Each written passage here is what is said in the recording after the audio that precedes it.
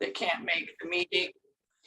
And that way they can see the socializing too, and they don't have to miss any of the guild meeting. We'll start at about 10 after 9. We'll let everybody get on here and join. Good morning, Deb. Good morning, Libby. Good morning. Good morning, Christine. Good morning. And Barbara and Vicky and Renee, Cindy, Teresa, Beth, Claire, Judy. Good morning, Teresa. Nice to see you. Good morning. I know I'm in the dark. It's okay. You're here. Yes, I am. Good morning, Fatima. I haven't seen you. Yeah, everyone. thank you. Yeah. Time to time I show up. Oh. Come here. Yeah. I can't get you if you don't. I had to run around and get my homework done. Did you get it done?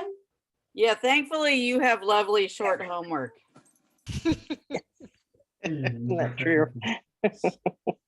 And I have the yarn from previous working with you, so I know what to grab. Yeah.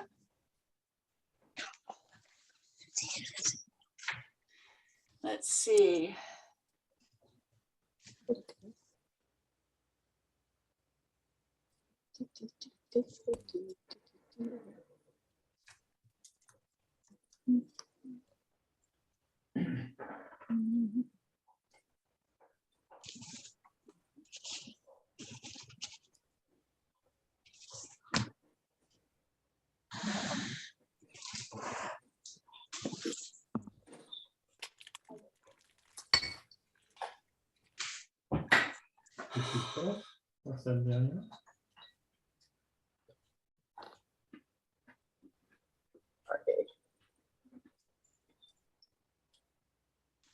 I love your mug, Cindy. Thank you. That says about everything for this morning. Ew. Ah, What's your kitty's name? this Oh, my- one- Oh, This who Claire's is it? kitty. This is Sophie. She's my 17-year-old cat that I potty trained her.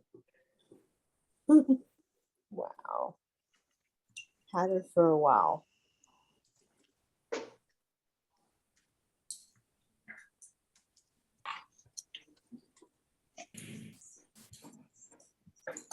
Hi, Pam. Good morning. Morning. Can we tell where Pam is based on her roof every meeting? Yeah. You have nice lighting there at the beach. Yes, I like it.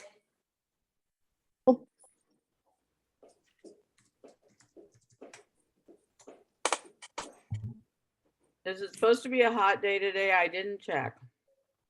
I I don't don't even know. bother to check anymore. It's I all don't relative. I think it's supposed to be 99 today. Oh, Ooh, it's finally. Only 99.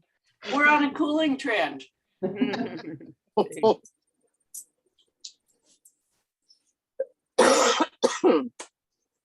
You know, September, the fall decorations are coming out everywhere.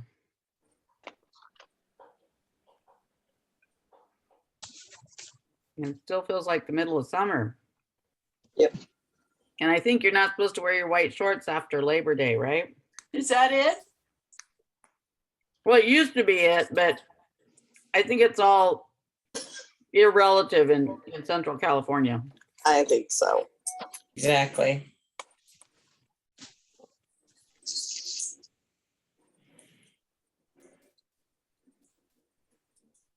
I think I made a new word, irrelative.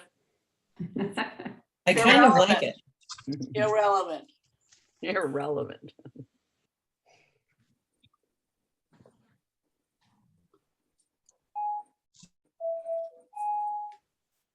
Hi, Janie. Yeah, good morning, everybody. Morning. I think that's good.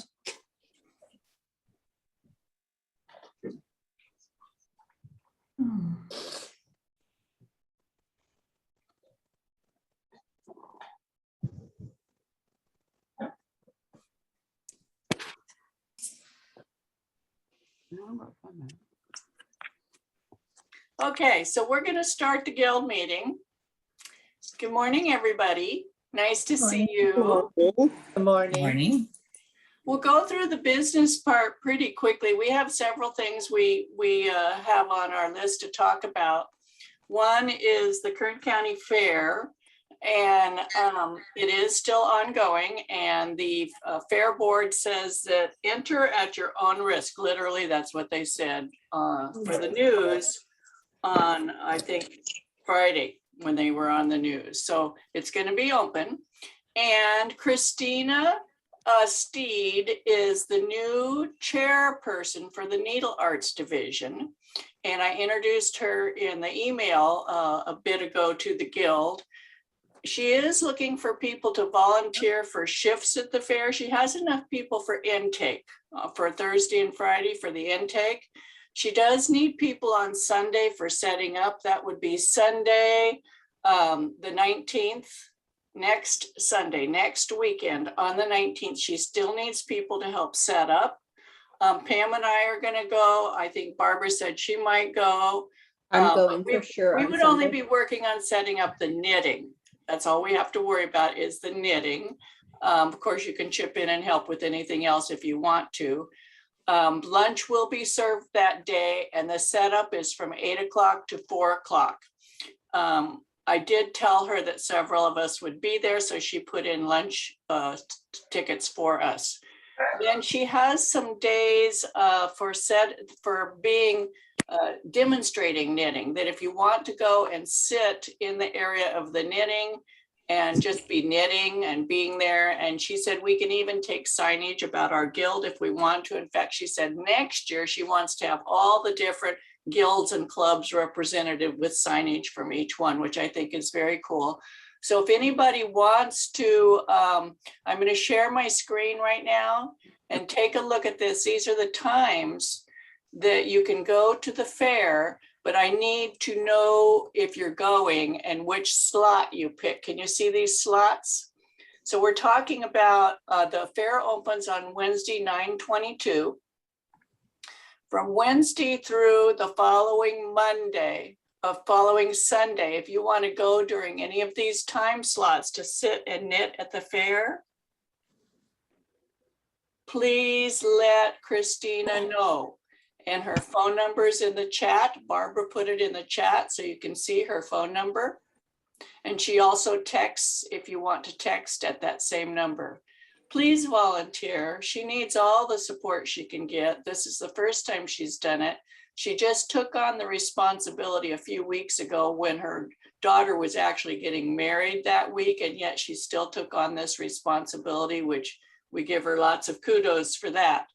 If you can fill in any of these times, you get a free ticket to the fair and a parking pass. So you can go to the fair that day for free and park and then attend. And you don't have to do, like, for example, on 9/22, the fair is open from 3 to 10. You don't have to sit there from 3 to 10. You could go from 6 to 8 or 7 to 8 or whatever is convenient for you, just to sit in the exhibit area and sit there and knit for a little while so you could answer people's questions. Is anybody interested? I am. I think I'll go maybe on Wednesday, 9/29 from 9 a.m. Not Yes. to 10 p.m., but from 9 to something. That's the school day. That would be fun to go because there's going to be little kids there. And then senior day is the 24th. That's always a fun day to go because that's the biggest day for the Needle Arts Division. The most people will be coming through on senior day. Okay, so I'm going to stop sharing that. I did send it out to people also. So you should have that in an email. You can email Christina. Okay. Suzanne, I have Yes. an idea. For signage for our guild, we have some of those real nice postcards that talk about, don't we still? Mhm. Could we put some of those up with our display work? Most likely, yes. Yes, anything. She said we can use anything. I don't really have any big sign. We used to make handouts, like printed handouts with the guild information on it. If We somebody have- wants to volunteer to do that between now and when the fair opens, we could have those, and whoever is sitting out there and knitting, we can hide them behind a counter so people just don't take them all. But when someone's sitting out there knitting, they can have them out. All righty. Okay, Yeah. Suzanne, I could get like a table sign made. Do we use Wall Street, you think? that would be cool. Like It would something, pro- it would wrapped probably around need a something to table? hold it up too. Beth, this one, or just contact me about that and we'll, okay, I out what you went can to do. the dollar store the other day because my great grandkids are doing art for display. And I got some little triangular things to hold their art up. And I have an extra one of those, so I can bring that on Sunday.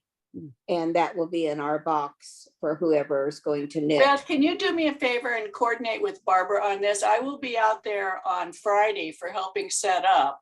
Mhm. Barbara may be too, but can you coordinate with Barbara on Yeah. that? On the Yeah. signage? Okay. Do you You think could we have a send it- table or are we just sitting there and need something? She I usually think- has a table for us. Yeah, a Or- little card table or something might be good to bring out, so you can set stuff on that we could put away when we're not there. She Mhm. usually has a little table or a TV tray for us to use, so it's not ours. We don't have to take anything down Okay. there. Yeah, So we can find that out on Thursday and Friday when we go, right. what she has for us. Gotcha. And Beth, Suzanne? I have a printer, so if you send that to me, I could print it out and get it ready to go.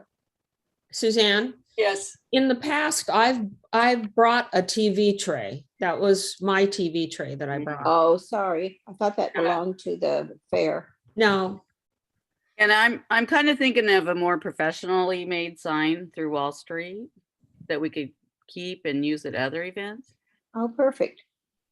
kind of. So I'll get with you guys and work on that. I don't remember which file we used for the handouts, but I more than likely have it. So I'll look through my folder and see what I've got, and I can get those printed up. Oh, Doesn't- that'd be good. When It's I just- worked with Wall Street last year, they told me, or pre-COVID, they told me they had our artwork. So I can check with them. yes. That's And been old. Do you Yeah. want the new artwork? any artwork is fine at this point. And I'm kind of interested to know who has entered anything in the fair. I know Cindy has a blanket, a baby blanket, right, Cindy? No, mine's a shawl. Oh, a shawl. Yeah. Anybody else entered anything into the fair? Judy, did you? no. It's a bad Nobody year. else? We Yeah. didn't do well this year. Next year we have to do better. This is setting the bar for the low. So anything she above said- this will be better next year. And Christina said that the entries for all of that building, which includes the dolls and the art, and of course, all the fiber arts, the quilts and all, was down from 9,000 to 4,000. And Suzanne and I were talking about this. We don't know if the 9,000 was the down number from the last year of the fair, because it was down then because of the quilt disturbance between their members. And, or if the 9,000 was from the high average. Yeah. But that's still a significant number from 4,000 to 9,000. And Christine, I spent a long time talking with her on the phone. She's very interested in kind of, adding her touch to the fair. And I think it's going to be fun. She's open to a lot. She has a lot of good ideas. She has a lot of good ideas for bringing more stimulation to that part of the fair and getting people more interested. For example, one of the things she'd like to do is to schedule demonstrations so they could actually put it in their calendar. So as such, on such and such date and such time, a certain skill will be demonstrated. you know, like the knitting, or, you know, there's always the ladies that do the bobbin lace out there, you know, and, or if somebody's doing some quilting or even spinning, you know, somebody could take a little table loom out and do some weaving, you know, there could be all kinds of, it could be very, very fun in the future. I noticed that she has a sign up for Saturday for the judging. Will we No, get to she said actually? she doesn't need any sign up for that day. Okay, because Yeah, we had talked about how cool it would be to be able to go in and see the right, judging. but not this year. Not this Okay. year. I talked to her about that for in the future. So in some fairs, for example, at the Monterey County Fair, the judging is open. So, and they actually set up chairs for the people to come and sit and watch, and the judge discusses why they award what they award, you know, what they're looking for in the pieces. So it's very, very educational. And I talked to her about that, and she doesn't know who the judges are this year. The judges, she doesn't handle the judging. That's by the fair office, and she does not know. But I do know that the lady who's been judging the last few years, who is actually an expert in knitting, is not judging this year. They did not contact her to judge this year. So I'm not sure who they're having judge this year. And one But of the I think that previous, it's going to get better and better and better. and one each of the year. previous judges was just an embroidery person. Right, Didn't she was even know how to an knit. expert in embroidery, and she judged the knitting. Okay, so the next thing, any more discussion about the fair? Okay, so the upcoming speakers, we did have Stephen West scheduled for today, but at the very last minute, he let me know that he's very, very involved in this mystery shawl knit along that he's got coming up in a couple of weeks, and he couldn't be with us today, but he is scheduled for our November meeting. So we will have Stephen West, and he is having this mystery knit along, which he's kicking off, I think, October 8th or something like that. I got my yarn for it. I'm going to do it. These are my colors. Ooh, beautiful. This is Madeline Tosh Merino Light with the sparkly metal thread running through it. Aren't those pretty? So I think it'd be fun. And I know some other people are going to do that knit along. You can see it on his, let me find his webpage. I'll show you. It looks very fun. And, you know, I don't do very many knit alongs, but this just really piques my interest. So he calls it shawlography. This is it right here. It starts on October 8th. And I think it's going to be really, really fun. I do know that I think that he is having, he's selling yarn on his website for the shawl, but also Stephen B. Let me see what he's got on his. He's got kits specifically for this shawl also.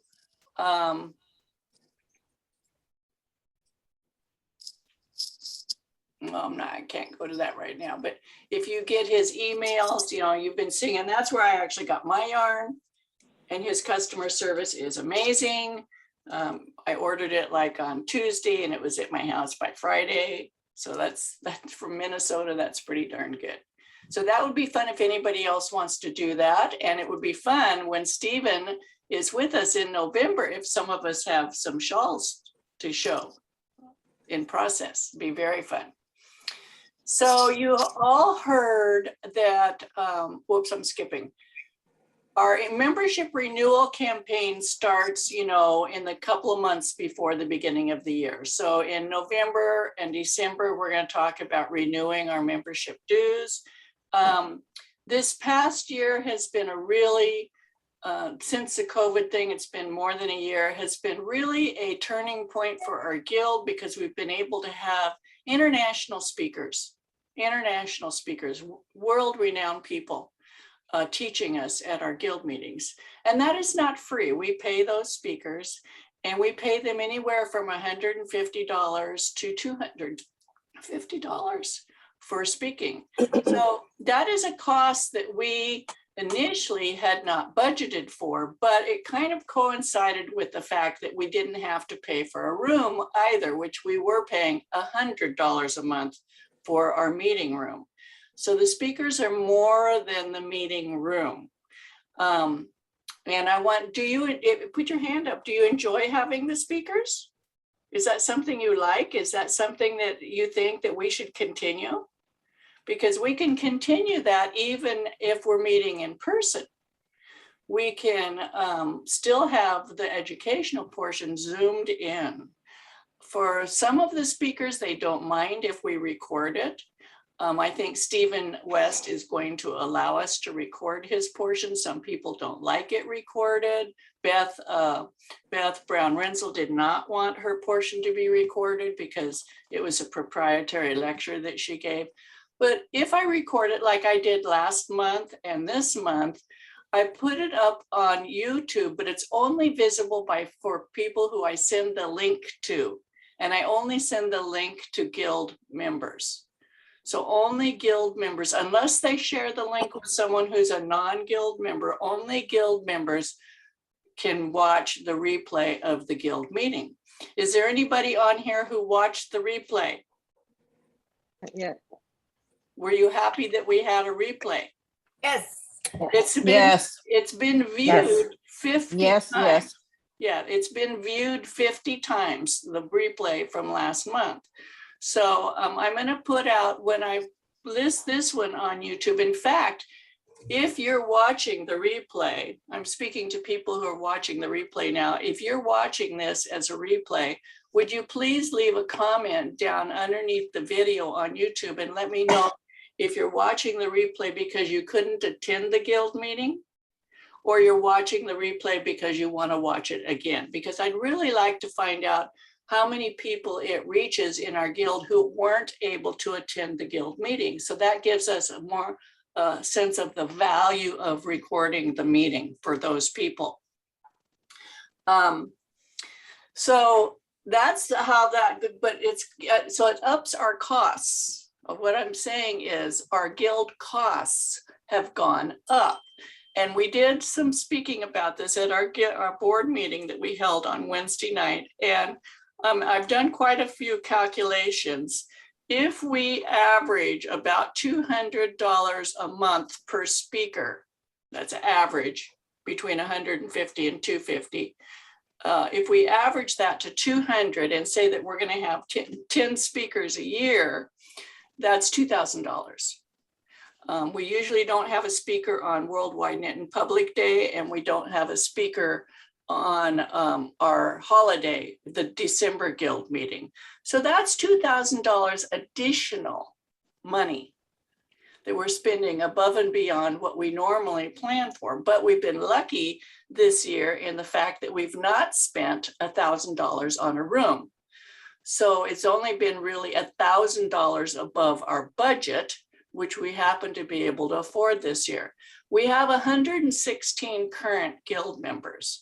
When we renew at the end of the year, I'm not sure how many of those 116 are going to renew, and we may get some new people from the fair. That's why it's really, really important to have somebody go and sit and demonstrate at the fair. We always get new Guild members from the fair.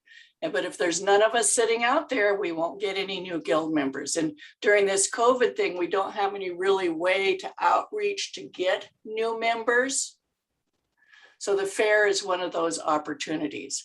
So with 116 members, let's say 100 of them renew at $25 a person, that gives us $2,500 for our budget for the entire year. And if we're using 2,000 of that, just for the speaker, that gives us only 500 for all the other things that we cover our expenses. And that's not enough money. So we talked about raising the Guild dues, and we talked about a variety of scenarios, and we have not made any firm decisions. I'm just giving you, I'm planting seeds in your brain right now to think about this because the board's still investigating and still thinking. Some of the things we talked about raising it to $50, which would be double. We have never, ever raised our guild dues before. They've always been $25, and the guild has been in existence. Next month will be 9 years. So for 9 years, we have not raised the fee. And you know, things go up. It's just how it is. So $50 is one scenario. If we raised it to $50, that would give us a budget of $5,000 a year. That's too much money. We don't need that much money. So $50 is too much. If we raise it to $35, it's not quite enough. If we raise it to $45, it comes out a little bit high. $40 seems to be the sweet spot, raising the guild dues to $40, but it's not definite. I'm just planting seeds. So Debbie and I, the treasurer and I, are working together. We're going to put a thing together that gives you the breakdown per guild member where your money goes. Per guild membership of your guild membership dues, where does that money go? And I'll let you know about that, you know, as we get those numbers, and then we'll let you know what we decide. But even if we raise it to, let's say we raise it to $40 a year, that's a $15 increase. That's not very much. And we do have our scholarship fund for if somebody's having a financial hardship, they can apply for a scholarship and someone will help them out. Barbara, you have your hand up? Yes, I do. Right now, we do not have to pay for our room when we go back. Exactly. So that's $1,000. But we have to also plan on what happens if something happens to that plan. Exactly. We have, the room is an unknown at this time. And we're considering that we're probably going to be Zooming until next spring, probably, the way things are looking right now. So, and if and when we go back to, well, when we go back to a room in person, depending on the cost of the room, and if we raise the guild dues to $40 and the room is, you know, $100, or maybe the room will be $200. We don't know how much the room is going to cost, you know, then we would have to cut back on the speakers for the rest of that year because we will not have allotted enough money for room and speakers. So, you know, and like Clara says, a good reason for raising dues is additional costs of internet security, the website, Zoom subscription, et cetera. We didn't have those costs 9 years ago. No, we didn't. So, and these things, it sounds like they're little, but they add up and there are recurring costs that we have to pay every year. So that's just planting that seed for you. Okay, we'll be talking more about it because we're not going to make this determination. Guild dues aren't going to be due until January, but you can start paying, you know, like in November and December if you want. I usually pay a little bit early. So that's Suzanne, yes. We could also always ask for a donation.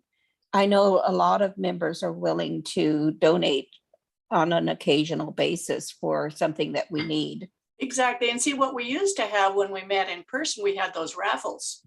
Yeah. And that's how we got extra money. Yes.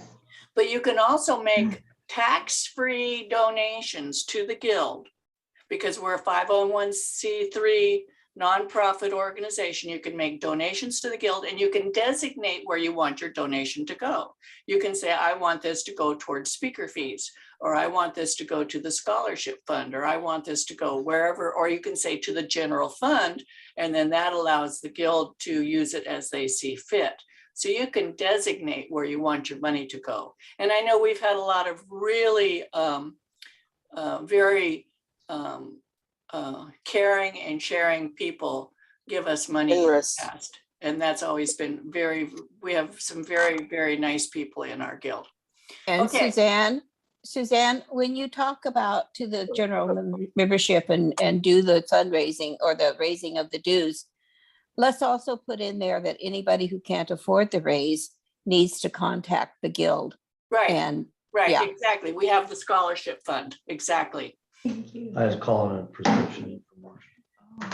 And Claire put this in here too. If we had a very robust website like the Toronto Guild, we could make it easier for people to donate there. Now, the Toronto Guild, we've talked about this in the past. Their local university does their website for them. Now, I contacted Cal State Bakersfield. In fact, my ex-brother-in-law works in the IT department. He's one of the managers in the IT department. And he put the word out to all the instructors and the students in the IT department if anybody wanted to help us with our website.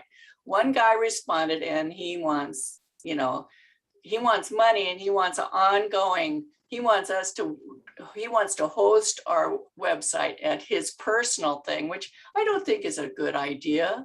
What if he, decides that he's not going to do that anymore, and then we've just screwed ourselves. So I only got one response from that, but I did really reach out trying to find somebody that wants to donate, because, creating a website is not inexpensive. It's not inexpensive. It can run in the thousands. It can run into the tens of thousands of Oh, dollars. well, yeah. Yes, But tens of thousands. Believe me, because I want to make a website for myself. My son, who is a network engineer, has really tried to help me find resources for me. And I'm talking like $20,000 to start, and then ongoing support after that. It's not inexpensive. So finding somebody who wants to, someone who wants to take it on as a class project would be awesome, but I haven't been able to find that. So, if anybody on here wants to help us build a website and you have knowledge about it, we need the help. We would like that. Okay, so the next thing is the board met, and we did decide to postpone the retreat this year. Unfortunately, and it's beyond our control. And it's the way the virus is moving in our county and Tulare County, and the restrictions that we would have to put in place. And the biggest thing, is the board is liability. Because, to reserve the place at Three Rivers in the St. Anthony's retreat, we have to show proof of liability insurance. So if anything happens up there to one of our members, it comes on our liability insurance, the Guild's liability insurance. And they are requiring that you wear masks at their facility at all times, except for when you're eating, and social distancing. We did not feel that we could social distance in those two classrooms. Right now, we have 40 attendees, and we have 24 in the larger classroom and 16 in the small. And those are the maximum numbers for those rooms. We can't really social distance unless we told, half the students they can't attend. And then we'd have to cancel one of the teachers because we'd only be able to afford one teacher. The logistics were not working out to be a fun social time. And that's why we do the retreat, is for a fun social time. So we had to make that unfortunate decision, but I have contacted both the teachers. They're both willing to be at our retreat next year. We've already got it all lined up. I've talked to St. Anthony's. They're okay with it. They totally understand. Everybody understands because we're all in the same boat. So that's what's happening with the retreat. I also want to talk about knitted knockers, and Jackie's not on here today to talk about it herself, but she's having that knitted knockers knit off. And I've actually received knitted knockers from as far away as Portugal to enter in the contest. And so that puts you local people to shame. We need to be entering our knockers. I don't know if anybody has, but get a hold of Jackie Ingstrom if you're interested in, and you all are aware of that contest. I think it's going to be very, very fun. This Saturday is our this coming Saturday, Social Knitting Saturday, same Zoom address as this one, starting at 9 o'clock and running till about 10:30 or 11. And then we still have our Tuesday and Thursday morning Zoom social knitting, same Zoom address, starting at 9 o'clock a.m. On Wednesday evening, Amanda has her book club, which is going strong. Everybody's having a really, really good time in that. And she posts, I put the website in the newsletter that I sent out, and the topics and the chapters that she's covering each week. And I'll continue doing that. I hope you read those emails that I send you because I put as much information in there as I can. So all you have to do is click on the link, okay? Next month in October, we're going to have Julie Knits in Paris as our speaker. Do you know who she is? Let me show you some of her work. Oh my goodness, so fun.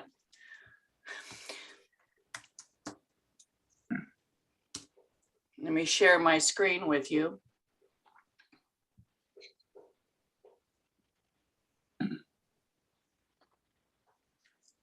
Can you see that? Oh, yeah. Yes. Cute top. So here's her patterns. Isn't that fun? I don't know which I like better, her knitting or her hair. I know. But you should talk to her in person. She's absolutely delightful. Absolutely delightful, full of spunk. Oh, she's the one that designed this. I'm sure you've seen this sweater, the Gowdy cardigan. Look at this, isn't that beautiful? Wow. And there's one lady in my group on in Facebook, Knitting with Suzanne Bryan, who has hand dyed all the little colors.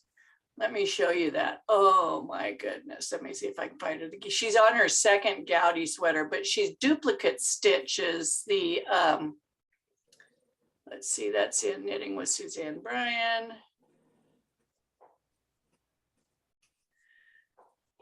Oh, that's fun. Look at that. Yeah. That's her iTag sis. That's my, she did that with her iTag sis. Wow.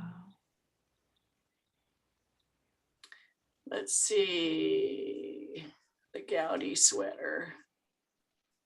I probably won't be able to find it, but she's hand put in those dyed areas. Each yarn is duplicate stitched in a different color. It's instead of using a hand painted yarn in the Gowdy sweater. It's unbelievably beautiful. If you get a chance to see that, take a look at it. She's starting her second one. Beautiful, beautiful, beautiful.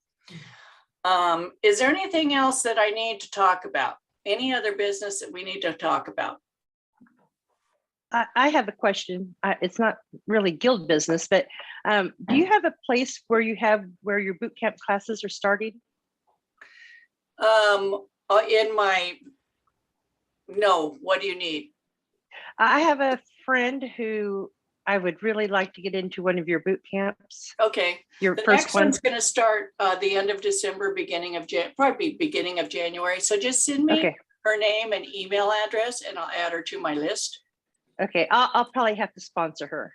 Okay, that's fine. Okay. Fine. Claire, you have your hand up? Yeah, I just wanted to say, we haven't had an open house in a long time for various reasons. And boy, wouldn't it be fantastic once everything does open up? To Yes. just do a huge open house. I think that I agree. I think it would be so fun. It'd be like a true open house. Right. You know, it's like, we're back. Come Yeah. see us. Exactly. I would love to do that. And I love the idea of that Christina Steed has for the fair, sponsoring all the different needle art clubs, you know. I just love, yes, we will do that. Any other things anybody wants to talk about? Suzanne, it's Amanda. For book club, I just wanted to let people know by popular demand, we've decided that we're going to do something sort of mystery-ish for October. So I have an open post in the What the Knit Facebook group to nominate something either like a mystery book or something sort of spooky or foolish or autumnal for October. So if people want to put their nominations in, I'll convert that to voting probably Tuesday. So that we can. Thank you. The book club's really, really fun. And I would participate in it, but I am maxed out on the things that I'm participating in. So that's Wednesday is my day off. I do nothing. Yeah, you don't get weekends, do you? No. So, and I'm not having a live stream today because today is the TKGA monthly Zoom Guild meeting. So I didn't want to be like in competition with that. It actually starts at 11 o'clock. So if any of you are TKGA members and you have to sign up for it. It's free, but you do have to let them know so they'll send you the link. That's today starting at 11 o'clock. And that's really, really cool. And they're going to be doing their next virtual, what do they call it? They call it their next level knitting conference. That's what they're calling it. Next level knitting. And that is, let me see if I know the dates yet. I think I do.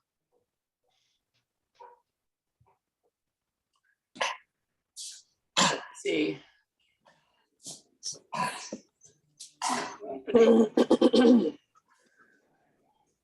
It's going to be August 22nd to the 24th, 2022. So you want to mark your calendar. It's going to be, you just sign up for the one thing and then you can go to any of the classes. There's going to be lots and lots of classes. And I'm going to be teaching 2 classes at that. I'm going to be teaching the pockets, all about pockets, and they're 90-minute classes. And I'm going to be teaching beginning knitting for continental knitters. Barbara, you have your hand up. 2 questions. Number 1, is there a cost for those classes? Let me see. I can't tell you right now. Yes, for the conference, there is a cost, but it's very reasonable. Does anybody remember what the cost was last year? Was $150. 160? 150, I think, because I saw. But you can go to any of the classes that you want. It's 3 days. It's 3 days, a full day completely. And if you can't, and there's multiple classes going on at the same time, which of course you can't attend 2 of them at the same time, but they're all recorded. And your $150 allows you to watch all the recordings for all the classes. Yeah, during 6 months, will be available. Yes, afterwards. Really huge bargain. Yeah. Very cool. My other question is that I joined and it expired last month and they didn't send me a renewal notice. Do I need to contact them? Yeah, you just need to do the join thing and renew. Okay, thank you. Yeah, they, I don't know why you didn't get a renewal notice. You might want to let them know. Normally they send more or less on the date. They will get automatically email to remind you. It's what happened with me. Might be a glitch in their system, and you have to remember that the new TKGA organization is run by people like you and me. Right, volunteers. It's all volunteers. No one is paid, and they're all doing it because of their love of knitting, just like us. Like you. Yeah, exactly. Yeah. Judy, you have your hand up. I do, and I have my camera off mostly because I can't knit and hold my iPad at the same time. I love that. But I wanted to let people know that the annual veteran stand down is at this October 14th, and they're looking for caps and scarf donations, and some people associated with that, some veterans associated with that, asked me to bring that to the guild. Also, Honor Flight is looking for, they said 36 by 60 inch or 48 inch lap blankets, because every vet that goes on their honor flights gets a blanket for the plane, and of course being, stay warm in DC. So I just wanted to put that out there and ask it for donations. If you're interested, you can contact me and I'll be happy to come pick them up and get them distributed where they need to be. You want to put your contact information over there in the chat? Sure, I can do that. And the dimensions and stuff? What's that? And the dimensions of the blanket? Well, she said 3 by 5, so I guess she means 36 by 60. So that's a pretty big blanket. That's a huge blanket. The only thing I was thinking that with the wheelchair, they might need to bring it up and under the chin to be, warm enough. Sometimes those planes are very cold and sometimes the, DC can be cold too. So Right. And you can crochet a blanket too. It doesn't have to be That's knitted. And true. you can crochet a lot faster than you can knit a blanket. and they asked with the blankets that there be some kind of tie to hold it in place. So I don't know what that means. I have not done this. So, and I haven't seen Maybe what you could get more specific information. I will try and to. Email it to me, and Okay. the next time I send out a group email to the, well, it won't be in time for that, will it? You could put the information in our What the Knit group on Facebook. Okay. That And would also be helpful. well, for the stand down, it's very short notice, but the honor flight blankets, that's an ongoing request. Okay, so send that information to me and I'll send it out in the next Guild newsletter, but Happy to. also put it in our Facebook group. Okay. Happy Yeah. to. And then Anybody maybe else find have out, anything? for Judy, if the blanket, are they specifically requesting knitted or crocheted, or could we? No, they're do they're quilted or just specifically make up a felt requesting blanket? something warm. Okay. They could be Yeah, well- sewn, right? You could go down and buy I some would think warm so. fabric and sew I one, would right? think so. Sure. Yeah. They just want to help their vets stay warm. And I And- freeze on an airplane. I don't know how these people do. for the stand down, Yes.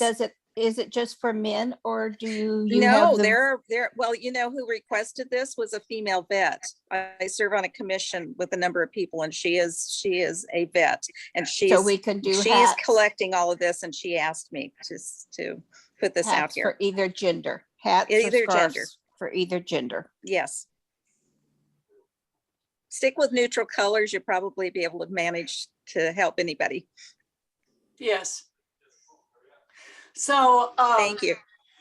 we still have, it's 9:51, and because I'm doing the educational content, we can do it whenever we want. Let's do show and tell first, okay? And then have the educational component when we're done with that, and then we'll have our drawing for our attendance drawing. And Judy, the Yes. drawing gift today is a $40 gift certificate to Forbidden Fibers. Forbidden Fiber in Tennessee. And if any of you have been to the Stitches conferences, Forbidden Fiber always has a booth at the conferences, and it's one of those booths that you walk into and you go, whoa, this is awesome. So I have this cute little virtual online spinning wheel. So now if you're interested in being a part of that drawing, all you have to do is put your name in the chat, and you'll be on my little spinning wheel. So we don't have to pick a number anymore. So do we send it to everybody or to you, Judy? Just put it in the chat, your name. Okay. So if you're interested in the $40 drawing, at Forbidden Fibers. They have an online store, and $40 is enough to get a skein of yarn and cover the shipping. That's because some yarn. Maureen just joined us, so she's a little bit late, but Maureen, we're Oh, putting Maureen, our okay. names over in the chat. We're putting our names over in the chat for the drawing, if you want to put your name over there. So is it okay if we do the show and tell first and then we do the educational component? Is that all right with everybody? Okay. Sure. And the educational component, you're going to be able to work along with me. If you've got your stitches on your needles, all you need to do is have 2 colors of yarn, worsted weight. It can be any weight, but I put worsted weight in the in homework, and on a US 7 or 4.5 millimeter needle. And then with your main color, which I hope is your lighter color or a solid color, cast on 15 stitches and then knit 2 rows. So you just have a little garter ridge going on here, and then we'll start the lesson. But we're going to do show and tell first. So Judy, do you have anything? Judy Snyder, do you have anything you want to share for show and tell? No, I don't. I'm just Okay, starting so a I'm going to project. assume if you have your picture off that you don't want to share. Okay, so I I won't am call knitting your right name now. Yeah. if your picture is off. Thank Claire, you. what would you like to share today? Oh, those look familiar to me. Yeah, those Those are are my, pretty. I've probably shown these before, but I did an eye of partridge heel. Oh, I love the eye of partridge heel. Isn't that cute? Ouch. Very cute. Thanks for sharing. Judy Joyce, do you have something you would like to share? Yeah, I'm working on this crochet. It's crocheted. Oh, wait a minute. There it is. Okay. It's crocheted. It's a blanket and I'm almost done with it. And who's that for, Judy? My daughter is pregnant, so I'm excited to be a grandma. It's her first grandchild. Now, can you tell how excited she is? She is. Pam, do you have anything you'd like to share? Pam? She's probably walking Lexi. Yeah. Yeah, probably walking we'll come her back dog. to her because I want her to share her sweater. Jackie, what do you have that you would like to share? Well, I'm just making some socks for my son. It was two together and I messed it up some way, so I had to take them apart. So Very cool. this is Malabrigo. I love it. I love Malabrigo sock yarn. It's so nice to knit with. Kathy Henry. Indeed. I just finished this. Wow. This is called Rose Hip.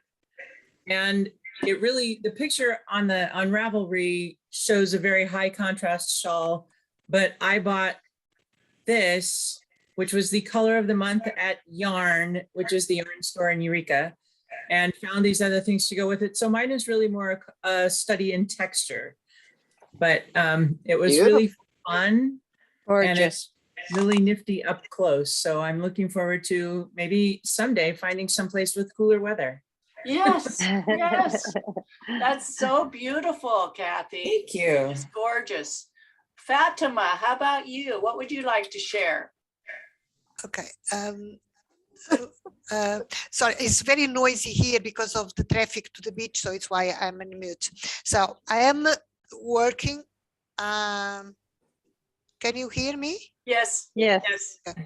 I am making the bonus homework for the bootcamp 4. Just start this afternoon, and I am working on Franco sweater. The next Very one. nice.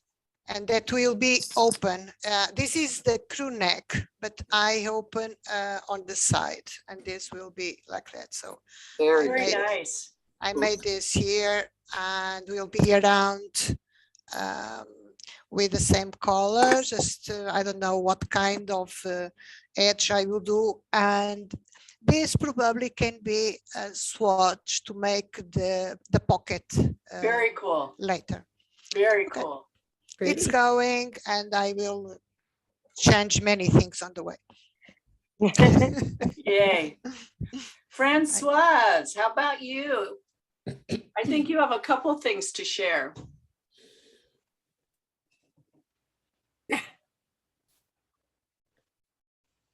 Unmute.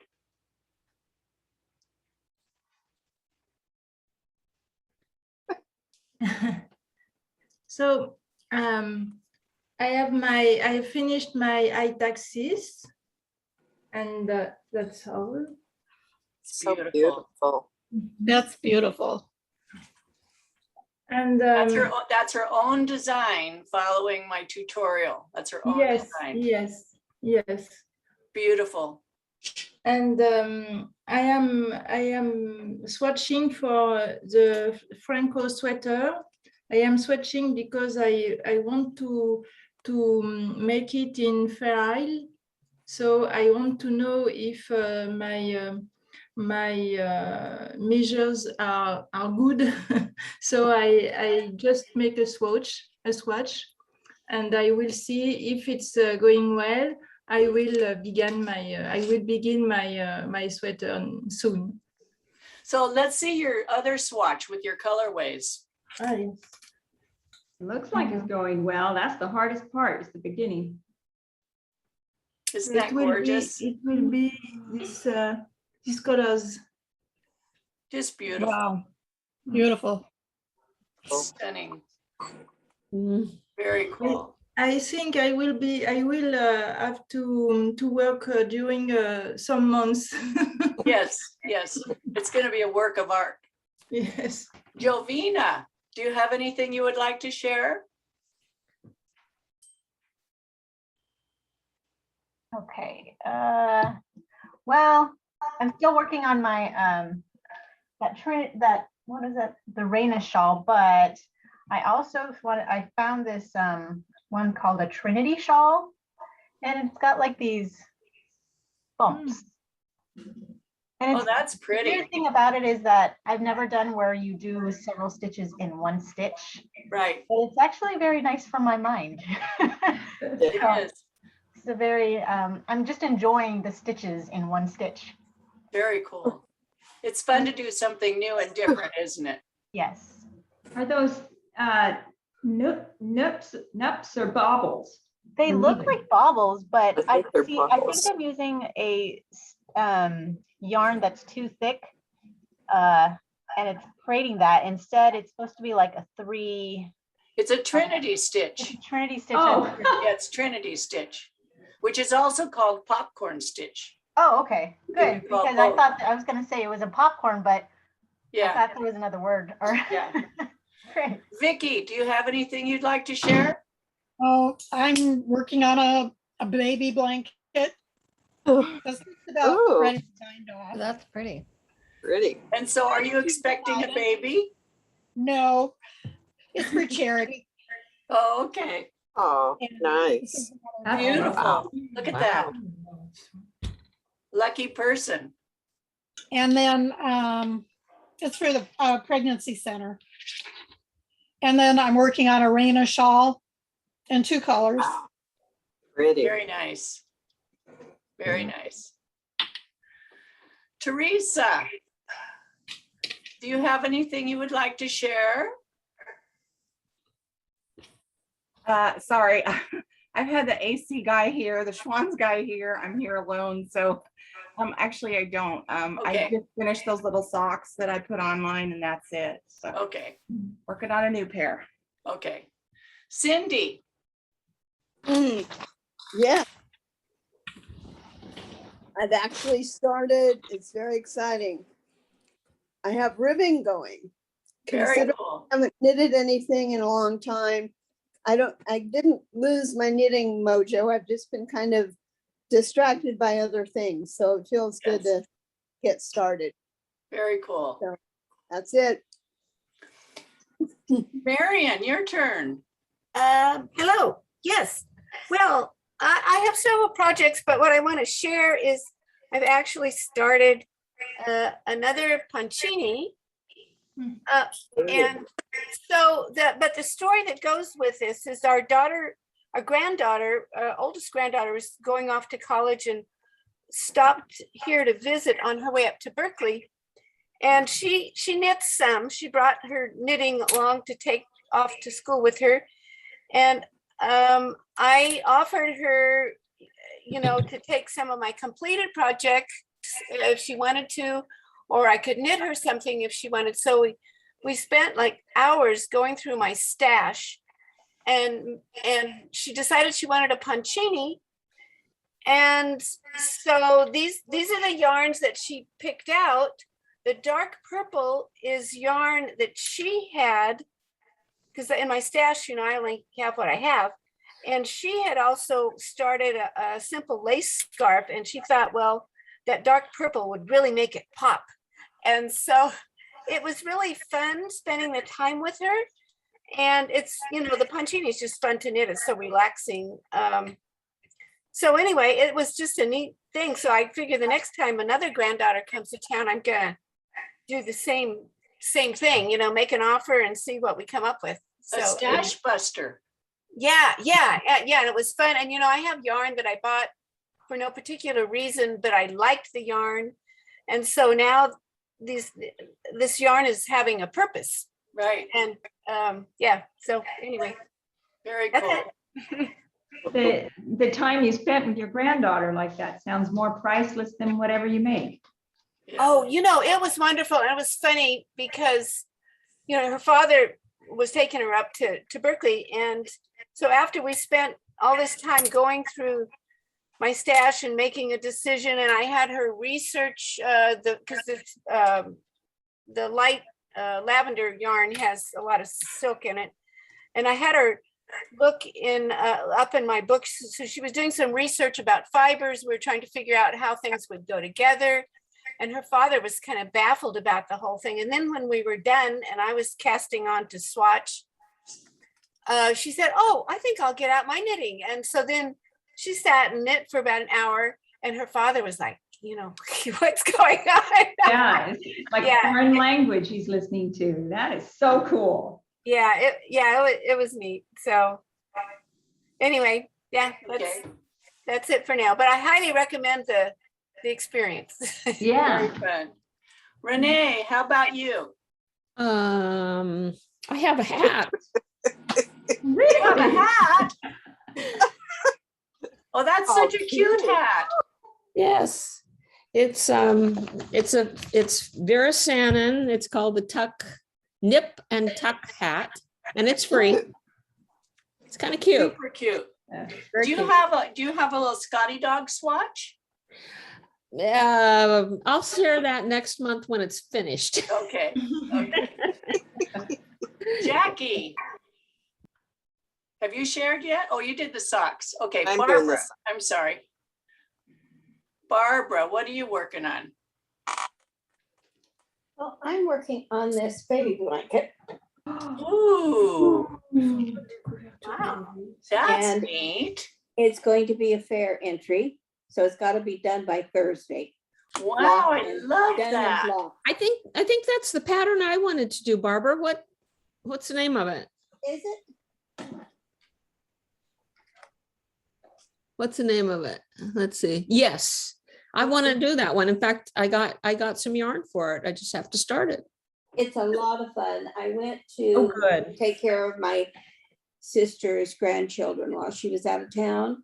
And she has a local yarn shop there that is owned and operated by a woman who's like, I don't know exactly how old she is, but I think she's 84, 86, something like that.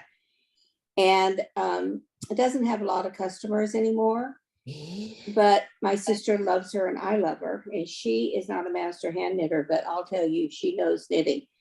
And I love to give her business when I go to Phoenix. So I went and bought yarn, and she doesn't have a lot of yarn that has multiple skeins to it, but she picked this out for me, and then another one that I liked, so I got two of them. So I'll probably make two of these.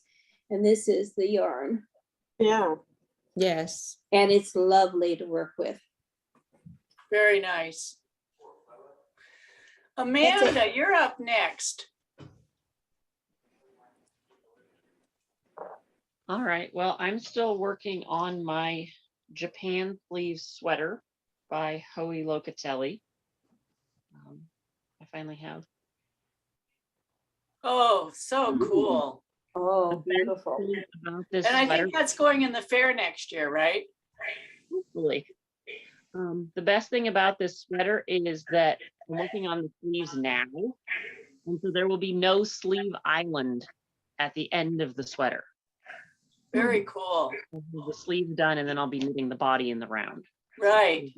And there'll be no Yes. sleeves. Yes, very cool. You got those long rows now. I do right now. What kind of neckline are you going to do, Amanda? It's just going to have a ribbing to it. Fair next year, right? Yes, and it's a gradient yarn, so it's gonna the yellow is going to turn into pink eventually here. Wow, I love it. Christina, you're up next. What would you like to share? Well, I'm doing another hitchhiker shawl. I know you can't see my color, sorry, but I love the hitchhiker shawl for doing TV work. My parents' Labrador is spending the week here. You might have seen him earlier on camera. He's very boisterous, so I haven't got a lot of work done. But, Then I also did a little Oh, how cute. pumpkin baby hat for a baby shower gift tomorrow. I still have to kind of press it out a little. Cute. Very cute. There you go. Demetria, do you have anything you'd like to share? Hi. Yes, actually, I just wanted to show the my daughter sent me a picture of her wearing the sweater that I made for with the Franco sweater. So let me show you what she. So she was the intended recipient, and she and her sister and a bunch of friends, they're in Alaska. They went to see the Northern Lights, so she got to wear it. Wow. I look at this one and I want to pull it up because I mean she pulled it too much down. It's supposed to leave her midriff bare, not her neck, but whatever. Very cute. Gorgeous daughter. Thank you. Thank you. Gorgeous daughter. Okay, that's all I have because I'm actually starting a new sweater, but what I did is I'm unraveling this sweater that is made with linen. It's a linen cotton blend, and so I'm unraveling to make my sweater. And I had never knitted with linen before, so I started. I started the swatching, and I realized that it's just too open. You got to wash it first. The linen changes. Oh, I so did. much. I washed it. No, your swatch. Your swatch. Oh, the swatch. Like Do you wash think it it's in the gonna washer come and together? dryer. In the washer and dryer. Yeah, well, what I was thinking is, maybe I'll mix it with another kind of yarn, and so that I'm not bare, because this part is done with a size 3 needle. This one is done with a 1.5 needle. Right. And you can see through it. Still, I would wash it in the washer and dryer. You'll be amazed what happens to the linen. Okay, I'll try it. I'll keep swatching and then I'll wash it. Yeah. Thank you. Suzanne? What? What tends to happen with the linen when you put it in the washer and the dryer? Miracles. Give me a hint. It just comes out gorgeous. It softens up, it blooms, it fills in, your stitches all even out. Before you put it in the washer and dryer, you're like, Demetria, you're going, this does not look good. I don't like this. She's trying a variety of needle sizes. It doesn't look good. You put linen in the washing machine and dryer, and all the stitches even up. It comes out. It just is gorgeous. Does it tend to be stretchy? It's not linen. It's not stretchy. Okay. Thank you. So I'm going to show you mine, what I'm working on. I'm working on my iTag Sis. So it's slow, because I have a lot of other things I'm doing. But this is, I've got the front and the back done. The sides are not seamed, but I did get my shoulders seamed together because I want to do the neck first. So here's my shoulder seam. I think it came out really, really nice. The shoulders came out really good because I bound them off, because you want the shoulders to not be stretchy because it's going to have long sleeves. And then I've picked up stitches around the neck, and it's going to have like a funnel neck. So the neck's in process, and it took me like a week to figure out how I was going to do the neck, to make the stitches match up, and stitch count for the design I wanted to use to match. So, but now I've got it going, and so the neck, I might finish the neck today, and then I'm going to start the sleeves because I want to try it on with the neck. So let me show you how it looks on. I can slip it over my head. I want to try it on with the neck done before I decide how long I want to make my sleeves. So I haven't started the sleeves yet because they're bottom up, because this is a bottom up sweater. So my neck's going to come up, the neck's going to actually come up and look like this. The neck will be like that. So I've got a ways to go on the neck, but once I get the neck done, then I'm going to determine how long I want my sleeves to be. Will the stitch pattern continue on up the neck? Or will you do The something stitch else? pattern, yes, let me show you what the neck's gonna. So at the bottom of the sweater, when I started it, it's bottom up.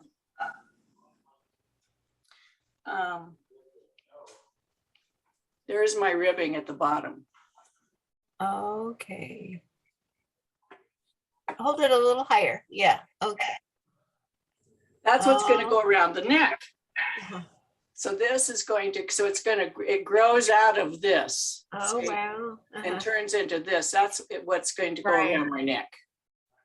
So it looks like the same stitch pattern, but without the lace. So I'm right here, right now, where I am. Nice. On the neck. And so I've just got to finish a few rows of the cable crossings. So you can see where I am on the neck. I'm just up to the point where I'm going to do these cable crossings right here, and then it'll go up into the little cables. So you can't really tell yet. I know what it's going to look like, but you can't tell.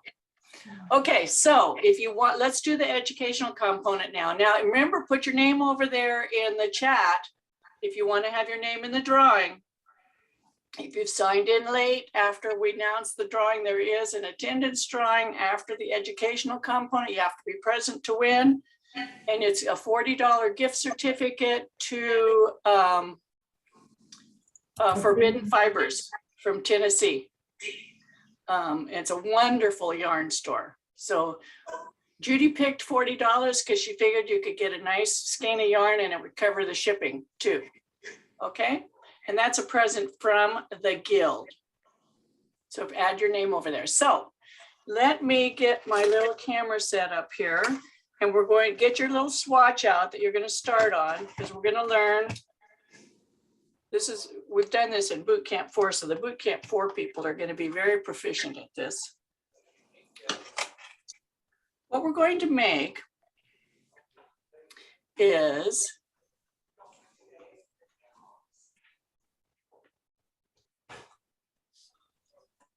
this is Eye of Partridge in one color. This is Eye of Partridge in two colors. Isn't that pretty? It's very different to work it this way from working it this way. So we're going to learn how to do that. And we're going to start out, and I've got this swatch, which I'm actually making a video today on all the techniques in this swatch. And this swatch started out with stockinette stitch. This is stockinette stitch. This is 15 stitches wide and 15 rows long. So you can just see how much, the stitch and row gauge for stockinette stitch. Has a garter selvage, and that's what we're going to be doing today on our little swatch. We're going to do a garter selvage, and I'll show you why when we're doing the swatch. This is knit one of one color, knit one of the other color. It's not corrugated ribbing, it's all knit stitches. This is just stranded knitting. These are both stranded knitting, and this is knit one of one color and then changing to every row. This is the Eye of Partridge. So each one of these sections, it's interestingly enough, is 15 stitches by 15 rows. So you can see how the stockinette stitch pulls in this way, but it's longer. Stranded knitting. This is stranded knitting in stockinette stitch. The stitches are actually square. Here, the stitches are rectangular. They're wider than they are tall. When you start doing stranded knitting, the stitches become more square. This is also stranded knitting, 15 stitches by 15 rows. And then this is the Eye of Partridge. You can see how much shorter it is, because this is not really a stranded method. This is a slip stitch method. And when you do slip stitches, they bring the fabric down, they shorten the fabric. Here's another example, just in one color. This is all stockinette, 15 stitches, 15 rows. This is the standard slip stitch heel pattern, 15 stitches, 15 rows. So you can see slipping the stitches pulls the fabric down this way, shortens it.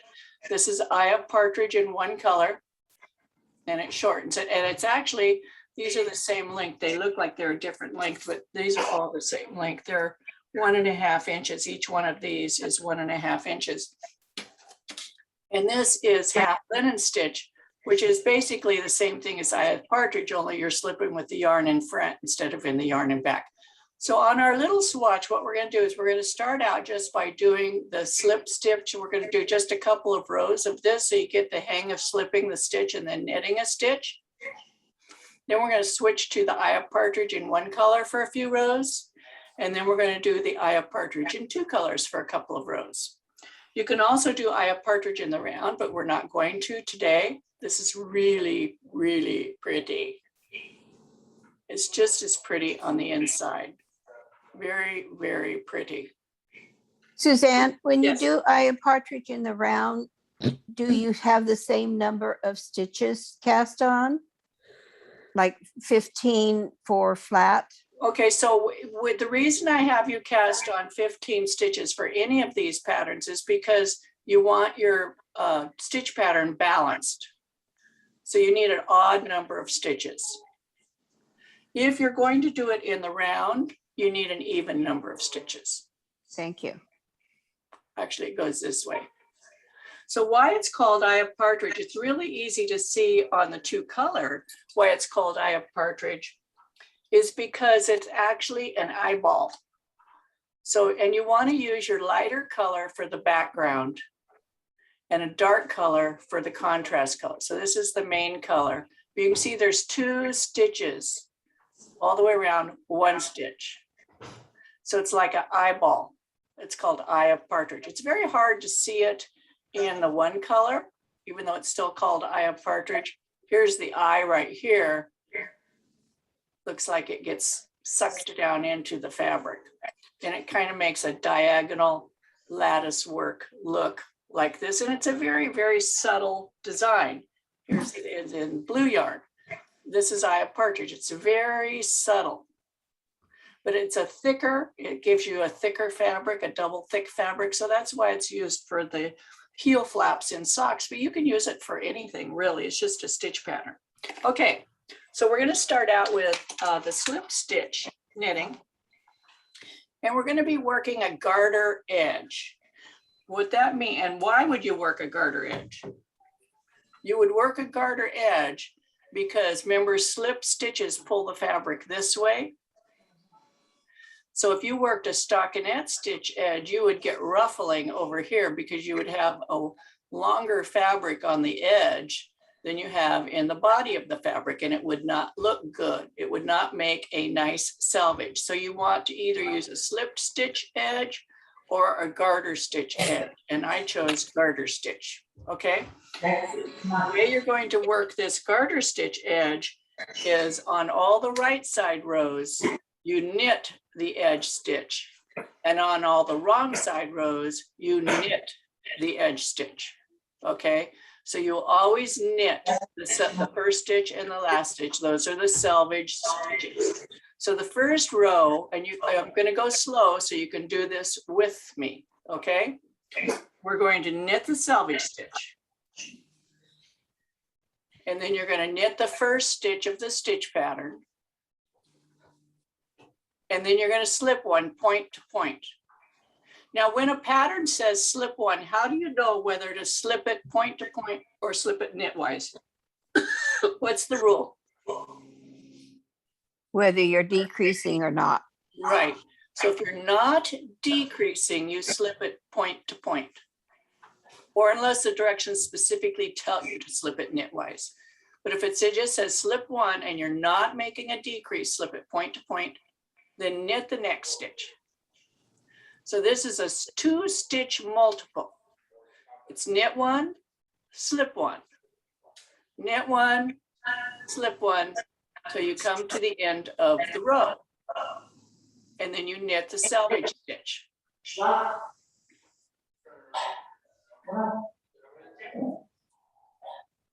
Somebody needs to mute themselves. Judy, I'm gonna make you a co-host. Okay. So I just knitted that one, so it's slip one, and then when you get to the end, it's knit one. And then you knit the selvage stitch. And I always think of the selvage stitches as separate from the fabric, although they're attached. So I treat them individually. Now turn your work. We're gonna do a wrong side row. We're gonna knit the selvage stitch. It's selvage, not salvage. And then you purl until one stitch remains. Just purl all the stitches. And the very last stitch will be the selvage stitch. You're going to knit it. And we'll do 2 more rows of this just so you get the hang of slipping and knitting.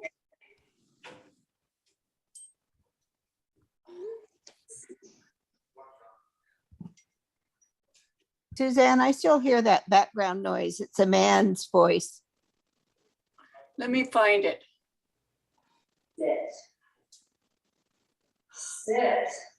It's Pam. Okay, okay, I got it.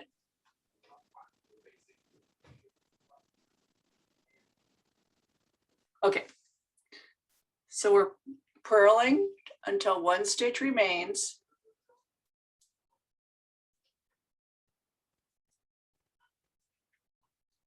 And then knit the last stitch. So let's see what we've got.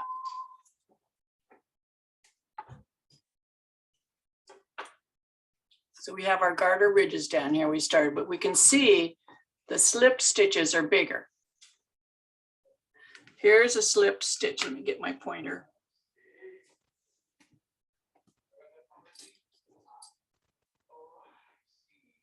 Here's a slipped stitch.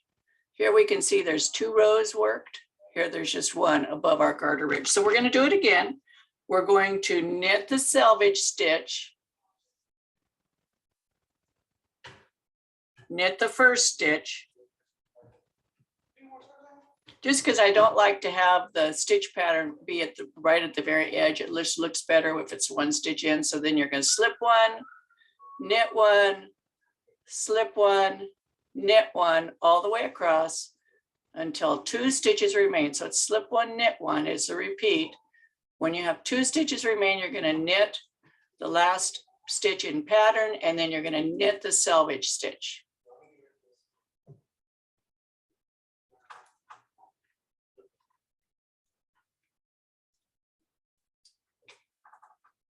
Then you turn the work.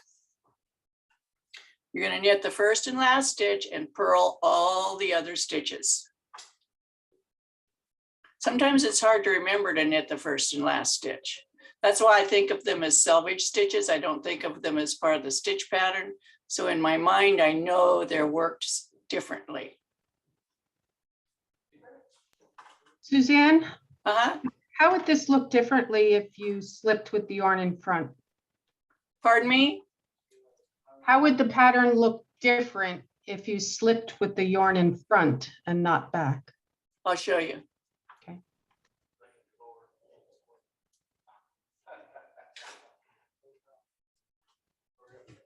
And then I'm going to knit the last stitch. So here is some fabric with the yarn slipped in the front. Do you see how you can see this is the yarn as it slipped in the front? It gives you this little bar. Okay. Okay.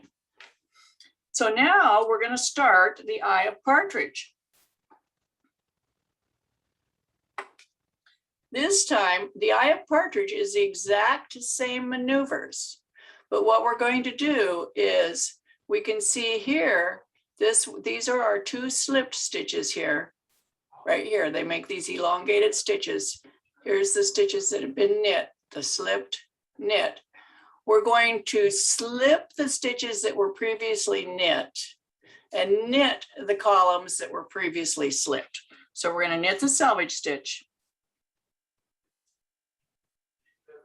Whoops. Got to work it on. There we go. So we're going to knit the selvage stitch. It's not part of the pattern. Then we're going to slip the first stitch before we knitted it, right? We're going to slip it and knit. So this is a 2-stitch repeat also. It's slip, knit, rather than knit, slip. It's just the opposite. And you'll do this until 1 stitch remains and you'll knit the selvage stitch. And in one color, it's a very, very subtle design. So it's knit, slip until 1 stitch remains, knit the last stitch.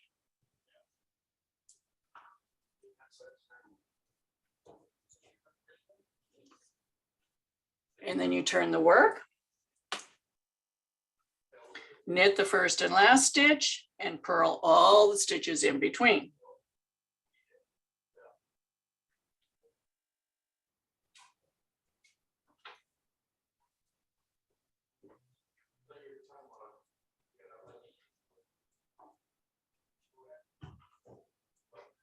There's still background noise. I don't know who it is.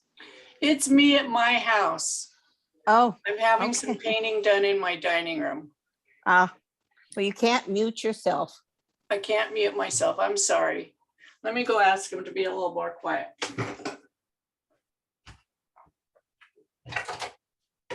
Shh. Sorry.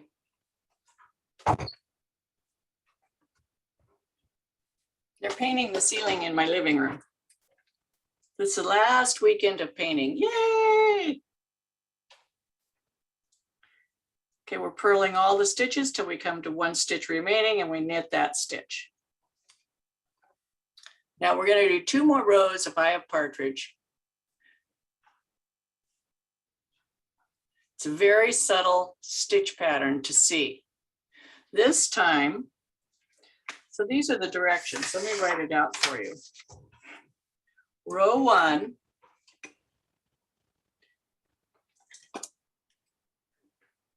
row 1, right side, knit, then asterisk, knit 1, slip 1. Repeat from asterisk. Row 2, wrong side, knit 1, purl until 1 stitch remains, knit 1. Row 3, knit the selvage stitch. Now the repeat, instead of knit 1, slip 1, it's going to be slip 1, knit 1. Repeat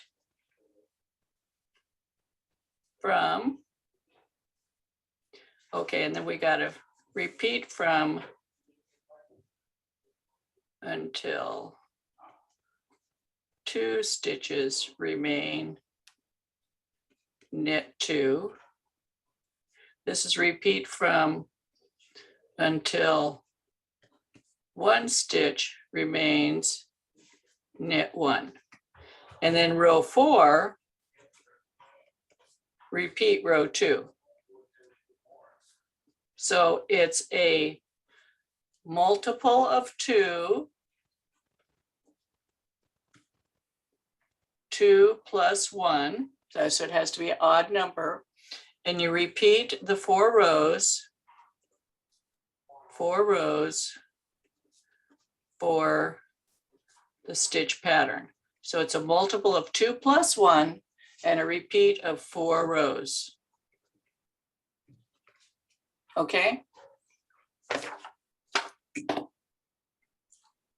So let's do 4 more rows, 2 more designs. So we're going to knit the edge stitch. And last time we slipped this one, right? So this time we're going to knit it. So this is on row 1, knit 1, slip 1, knit 1, slip 1,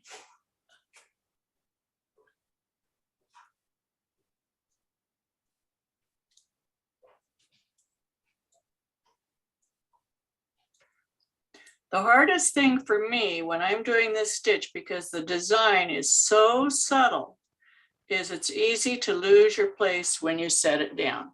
It's very, very easy to lose your place because it's hard to see the design because it kind of looks like a mishmash. Then on the wrong side, you knit the first stitch, purl until one stitch remains, and knit the last stitch.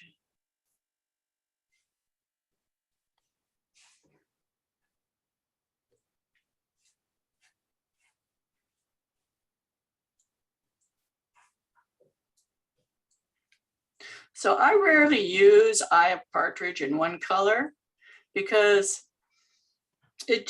first of all, I don't reinforce the heels on my socks because I've never worn the back of the heel out. And because it's a slipped stitch pattern, it shortens the heel flap. And if you have a high instep, you don't want a short heel flap. We're starting to see the pattern. We're going to do 2 more rows and then we're going to start with 2 colors, the exciting part. So previously you can see this is an elongated stitch right here. So we know that we knitted this one, you knitted this one, we slipped this one. That's reading your knitting. We can see that one was slipped. So this time we're going to slip this one. So we're going to knit one and then we slip one. This is row 3 of the stitch pattern. Slip one, knit one, slip one, knit one all the way until the end, and then knit one.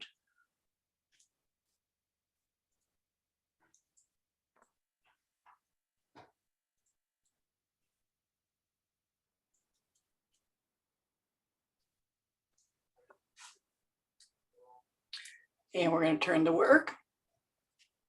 Going to knit the first stitch, purl until the end, and knit the last stitch.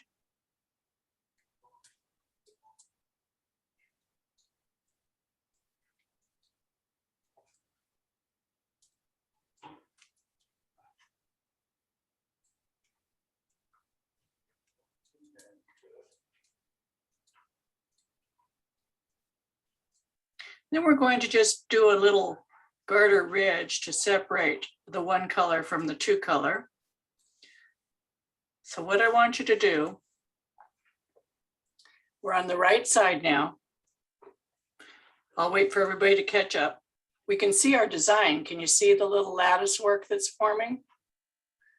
Get these diagonal where the slip stitches are.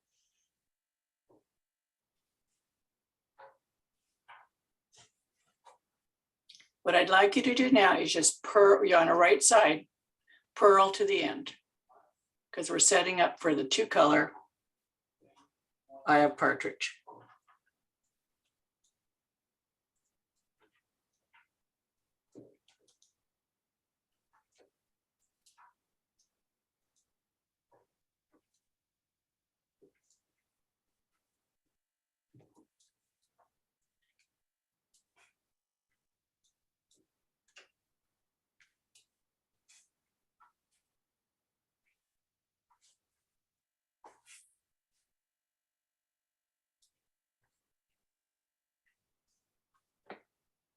Okay, I'm going to look at everybody. If people are working this, if you get to this point right here, if you're doing the swatch with me, when you finish this, the right side row and you're on the, ready to start the wrong side row, go ahead and look up so I can see what you're doing.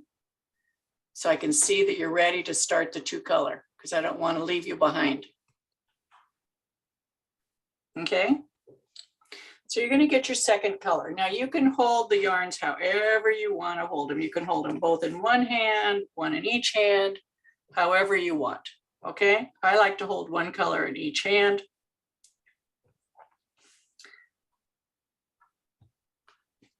Are we ready? So what you're going to do is you're going to knit the selvage stitch. And then you're going to purl the first stitch. I need to back up.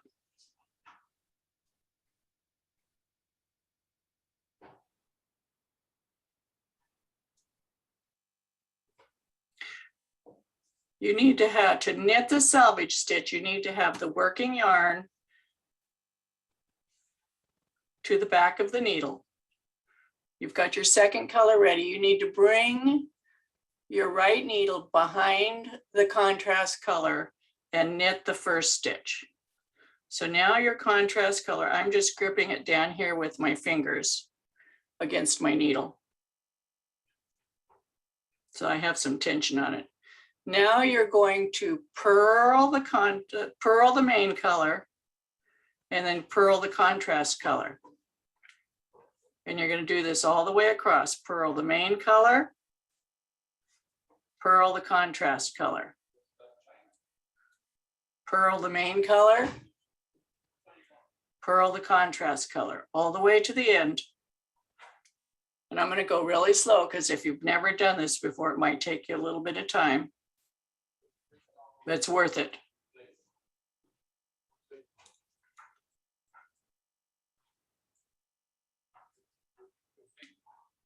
And you'll have 2 stitches remaining, purl one and knit the second one. Now, when you get to this point, stop. Don't take your hands out of your yarn, because this is the important part. These 2 yarns need to be linked at the edge, or else you will get a gap between your selvage stitch and the eye of partridge.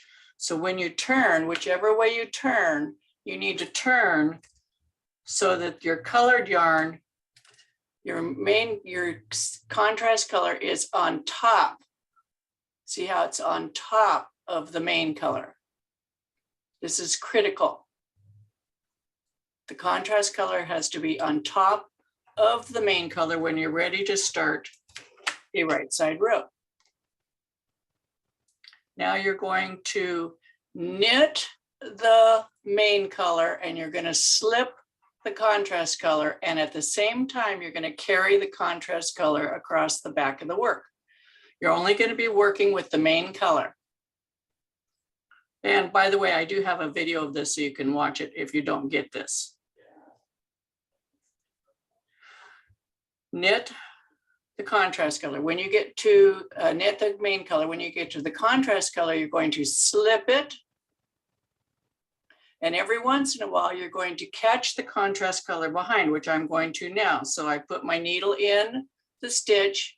I wrap the contrast color like I'm going to knit it, put the main color on, take the contrast color off, and pull the main color through. That catches this yarn across the back. Do you see it's caught right here now?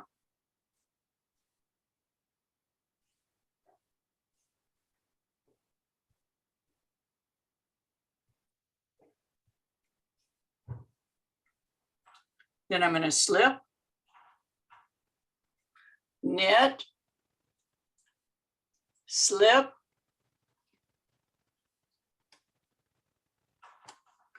I'm going to catch my contrast color again. So I put my needle through, wrap the contrast, wrap the main, take the contrast off, pull the yarn through, slip, knit, slip, put my needle through, wrap the contrast, wrap the main, take the contrast off, slip, knit, knit. Now again, when you get to this end and we turn, the contrast color needs to be on top of the main color. So you can see it trapped it over here on the edge, right there, where the contrast color got trapped by the main color. If you don't do that, you end up with a big gap between the 2 colors. And if you do this for a heel flap, your fabric will actually separate there, will not look good. So we're going to turn in such a way that the contrast color, it comes on top of the main color. If you set your yarns down, just when you pick them up, make sure that the contrast color is coming across the top of the main color. We're going to knit the first stitch. So the main color has to go to the back so we can knit, right? You knit with the yarn in the back. Your knitting needle needs to be behind the contrast color. You knit the first stitch. Now we're going to work the contrast color over the main color. We're going to rotate. So this is going to be contrast color. This is going to be main color. Contrast color, main color. Contrast color. So you're working 2 rows of main color for every 1 row of contrast color that you're working. That's why it has to be carried on the right sides. But it's worth the effort and the time learning how to do this. It produces a beautiful, beautiful, beautiful fabric.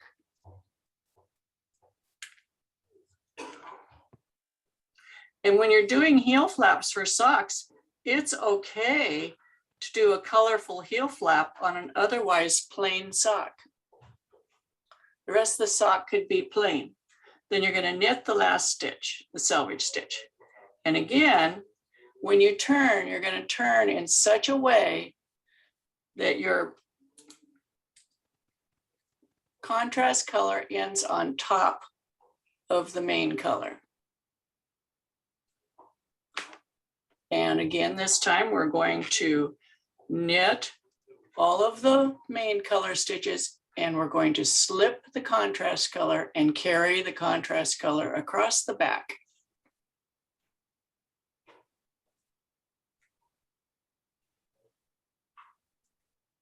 I'm going to catch.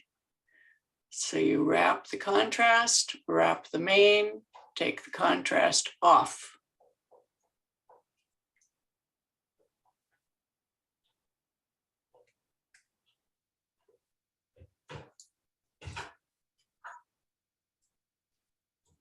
Wrap, wrap, off.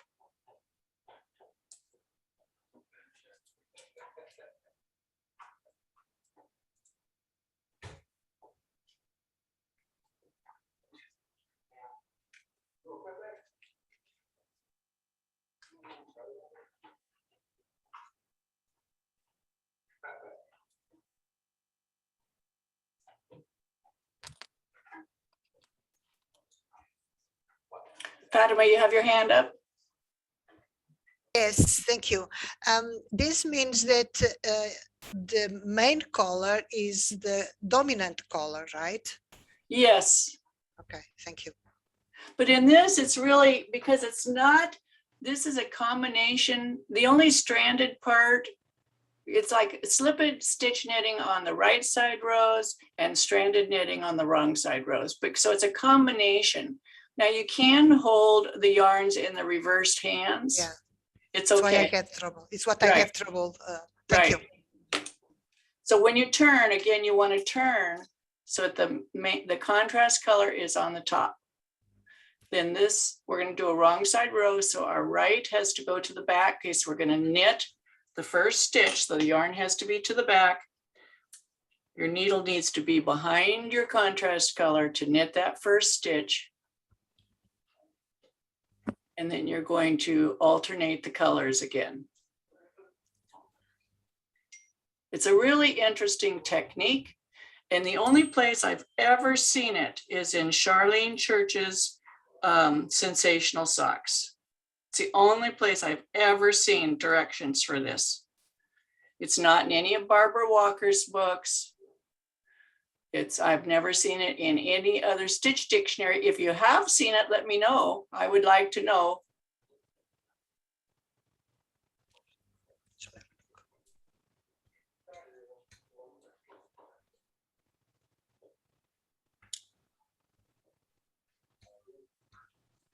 And then we'll stop and look at our fabric.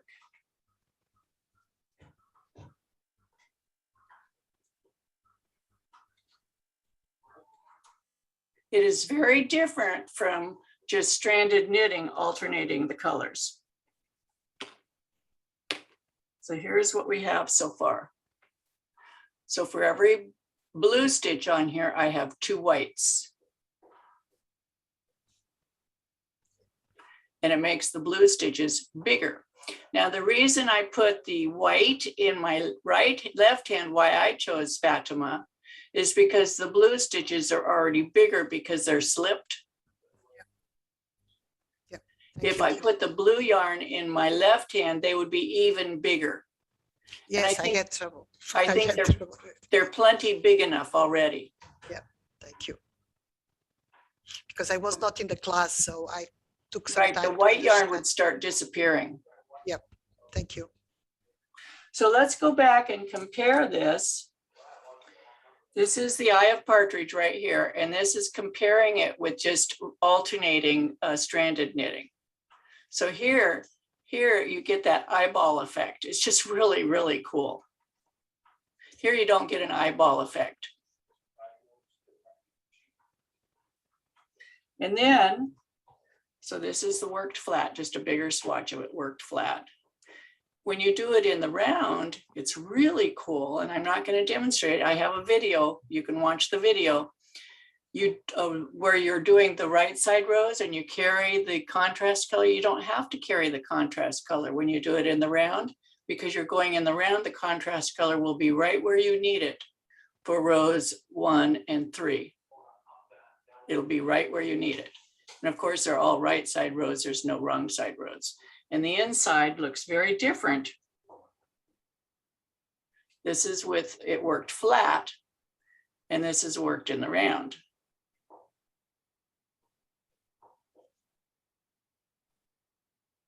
This is a really pretty stitch pattern just on the wrong side is really pretty. Any questions? Yes, Suzanne, it sounds like doing the eye of the partridge in the round might be easier than doing it flat. It is. It's very easy. Okay. And I've never seen I've never seen it documented anywhere, not even on Charlene Church's. She doesn't show in the round. I figured out they're around just by playing around with it. I haven't seen it if you've seen it documented somewhere, I'd like to see it. If you could send me that reference, I would love to hear from you. Are the stitch sizes more consistent in the round? Is that just my? They're always the slipped side. The slipped stitches are always going to be bigger. Okay. They're the same. Here's the slip stitches. Uh-huh. They're always going to be, because they're over 2 rows. Mm-hmm. So there's 2 rows of white for every 1 row of blue on here. So it makes these stitches big. So Suzanne, this is sort of off topic, but it's related. So I really like when you do these little small class presentations for the educational component. So, but I like having the guest speakers from far and wide. So, maybe a compromise might be, to have something like this every other month and have a guest speaker every other month for our meetings. I just want to throw that out there. We have to sort of think about it, because first of all, I don't get paid for doing this and the guest speakers do. And I'm not saying I do this for money, but I think that should be taken into consideration. Do you know what I mean?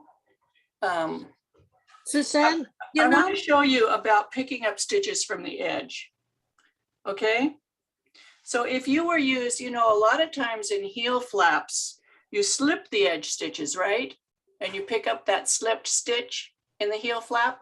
This is just another way of doing it. You end up with these purl bumps right here. The garter, selvage. So the way that you would pick up these stitches, there's 2 ways you can do this for a heel flap. One is you can go right through the garter bump itself and pick up the yarn. And I'll do that for a few stitches so you can see what it looks like. And I'm just doing it in the contrasting color so you can actually see what it looks like. So you would just pick up every garter bump represents 2 rows. So, on a heel flap, you pick up every other row or every slipped stitch. So if you go through the garter bumps, this is what it would look like. The other method is to pick up between the garter bumps. So you You're a would little go, off. I'm sorry. Yeah. Thank you. So here is what it would look like if you pick up the garter bumps, and you still get the little garter selvage there. You can see it. Or if you just pick up between the garter bumps, let me pull this out. If you pick up between the garter bumps under the 2 strands, so you're going under a whole stitch. You don't want to go under 1 strand because it'll stretch out and not look good. So we're going between the garter bumps. And it makes a difference which method you use. So this is between the garter bumps. Now I'm going to go through the garter bumps so you can see the difference.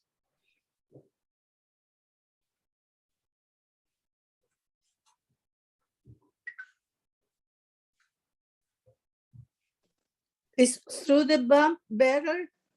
I'm going to show you. So here, if you go between the garter bumps and you pick up the edge, what's going to show on the right side of the fabric is that first column of stitches, right? If you pick up in the garter bump, guess what you're going to see? You're going to see the little pearl bump on the right side of the fabric. So it depends on the rest of your sock, what it looks like, whether you want to pick up in the garter bump, and some people do pick up in the garter bump, and then some people pick up between the garter bumps. I would probably choose between the garter bumps, but it's up to you. Now, some people, Charlene Church, in her book, Sensational Knitted Socks, which is in our library, our guild library, and it's an awesome, awesome book. She uses garter selvages. She does like the first 2 or 3 stitches in garter stitch all the way up the side of her heel flap. And so it makes a different looking edge on the heel flap. So her selvage stitches are either 2 stitches or 3 stitches wide. You know, and the selvage doesn't always have to be just 1 stitch. You know, there's a lady named Catherine Lowe. I don't know. She's one of the people that I've interviewed on my Suzanne Off the Cuff. She's a couture knitter. She always uses a wider selvage. Her selvages are always 2 or 3 stitches instead of 1 stitch, because she likes them to fold back on the wrong side of the fabric, just like a seam allowance when you're sewing. She likes that look. Okay, any other questions? I just had a comment about what was brought up about the if you would teach. I was thinking, you know, in our local guild, which it doesn't exist anymore here in Charlotte, what we did is it was not always Heather that was teaching. There would be somebody else that would say, okay, I'm going to teach this thing, and she would research it and practice it, and then somebody else from the guild would teach at a specific, you know, in a specific month. It didn't always have to be the same person. Right, that's what we've always done in the past. In the past, up until the COVID thing, we utilized people from our guild and we would take turns teaching. But since with the COVID and we were able to Zoom with people and get these other speakers, that's when we started doing that. So we've kind of done a mixture of both. Okay, okay. Yeah. I haven't been a member. I know, you're new. So I know. It's okay, Demetria. We love you anyway. Thank you. Anybody else have any comments or questions? No? Did you like that? Did anybody do their swatches? Let me see. Did anybody do it? Let me see your work. Hold up your work. Let me see if you did it. I have a question for you, Suzanne. Let me see Amanda's. Hold on, you just a second. Who has the question? Kathleen. Okay. Here's Amanda's. If you have a high arch, but you wanted to do one of these, would you just do a couple extra rows to get Yes, the I would length? do like 4 extra rows. Yes, let me see, Amanda, hold it back so we can see it focused, not too close. That looks good, very pretty. I like the pink. Looks good. Anybody else do a swatch? Let me see. Here's Deb. Let's see Deb's. Let me put you up. Very cool. Hold on, let me see. Oh, isn't that pretty? Very nice. Did you like it? Yes, I liked it a lot. I've never done the 2 color. Yeah, well, I don't think anybody has, because the only place I've seen it's in that one book. And I actually took a class from her at Sock Summit. The first Sock Summit, I took a class from Charlene Church, and she taught that heel flap in it. And I thought she was bananas because of carrying the yarn across. And I thought there's got to be another way to do this. And I came home and fiddled with it, and there isn't another way to do it. It isn't, but in the round you can avoid carrying that yarn by doing it in the round. Anybody else? Let's see. Anybody else do their swatch? Nobody. Beth, I saw you hold yours up. Well, I did it, but I got messed up on the edge trying to carry the other color. In That's traffic. okay. We can still look. Well, it's just my, I pulled it out, but you can see I did the first one. Right. And so I'm going to have to go back and watch the video on the edge. Right. So let me show you. Yeah, watch the video because there's just the standalone video. Let me show you the edge up closer. So here is the bigger swatch. Let me see. Yeah, there it is.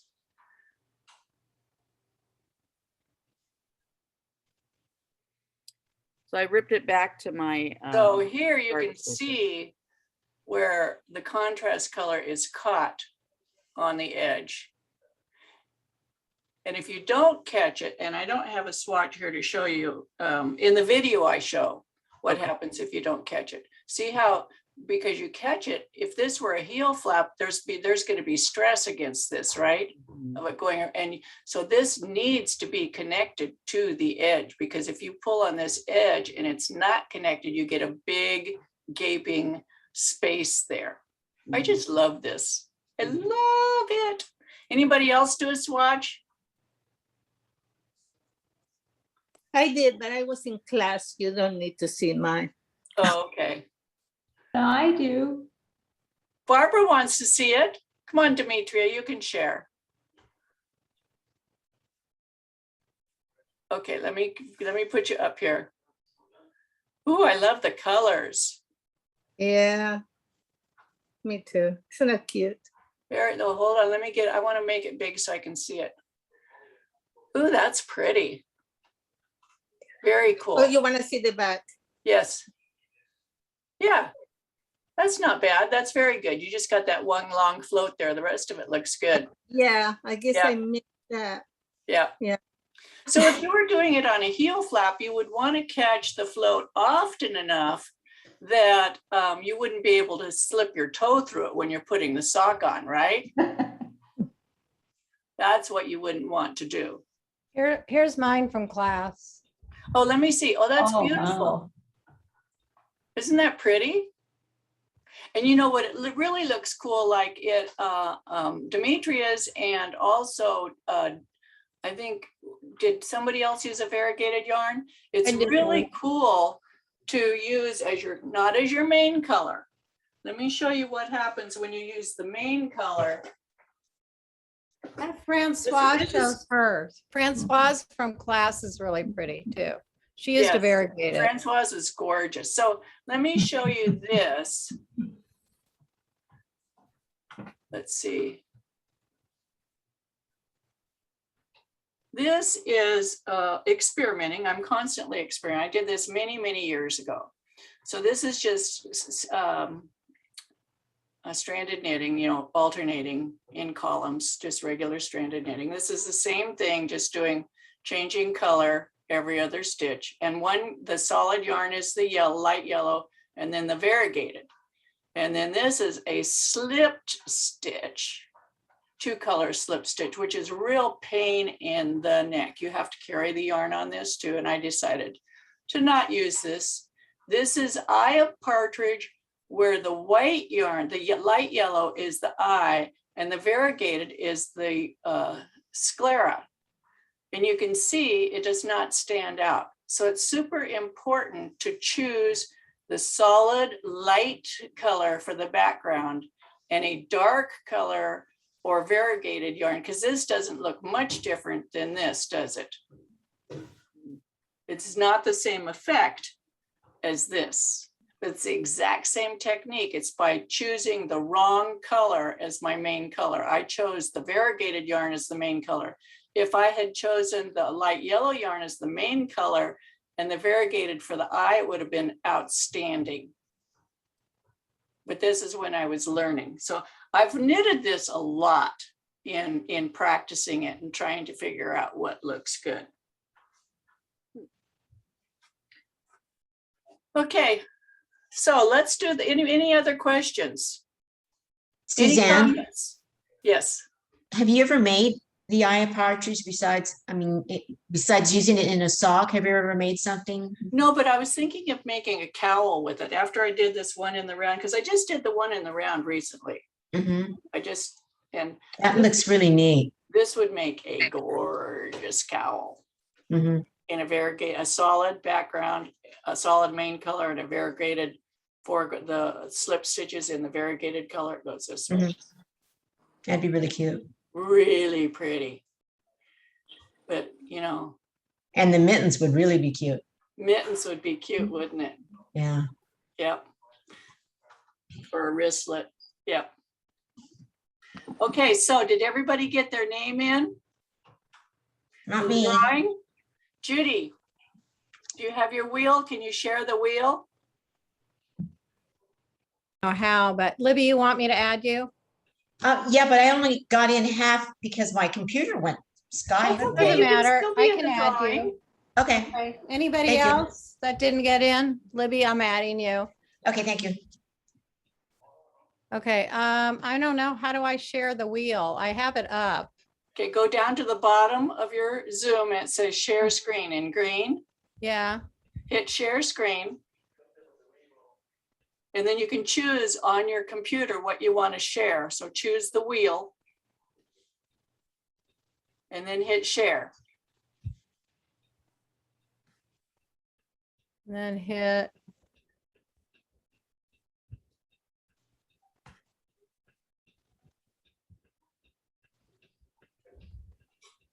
Share.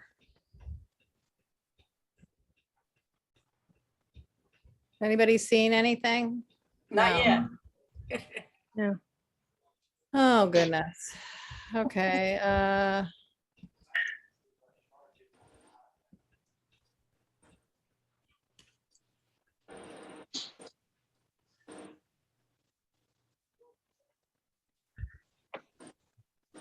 Well, it says only hosts can share. But well, let me make you the host then. Okay.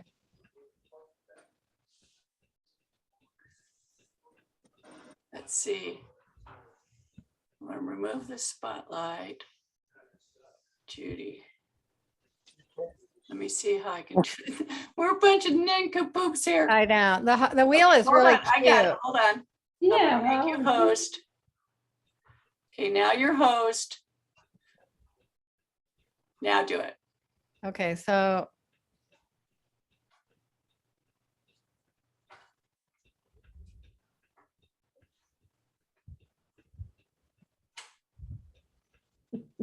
Okay, share screen. Okay.